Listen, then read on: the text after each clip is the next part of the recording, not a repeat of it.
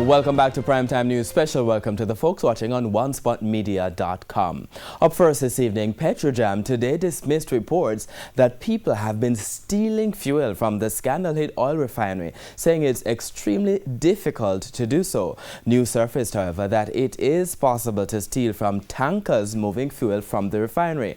PETROJAM's management was back in Gordon House today discussing the Auditor General's report at Parliament's Public Accounts Committee PAC. TVJ's Andrea Chisholm has been tracking the developments. Over 600,000 barrels of oil valuing $5.2 billion unaccounted for by PETROJAM in 5 years. With the forensic audit yet to begin, there's speculation that fuel is being stolen. In your estimation, PETROJAM doesn't suffer any losses due to theft? I presume it is possible, but I am not aware. Just prior to Mr. Watson's employment, there was in fact a pipeline was attached to our subsea lines, which we intercepted. And there have been attempts, but the security system, I believe, is tight enough to avoid that.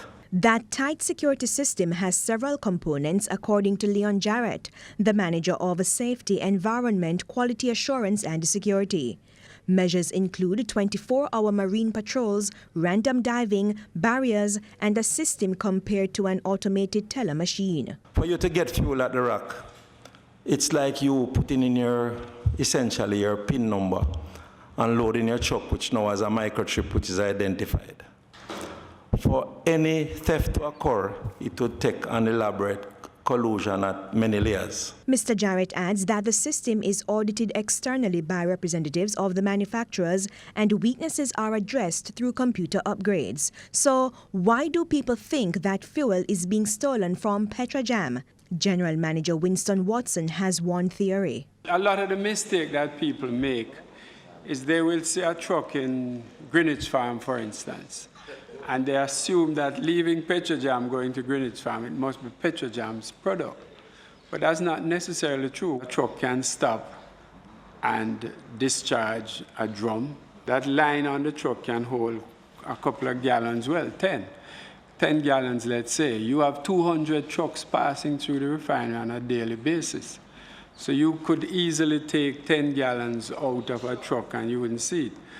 But people think that you're stealing from PETROJAM. Who suffers that loss? In that hypothetical, that would be the marketing company. They would have paid PETROJAM for that line amount? That is correct. That is correct. Mr. Watson says marketing companies own the product once the truck leaves the refinery. PETROJAM adds it has a strong security presence tracking the movement of products.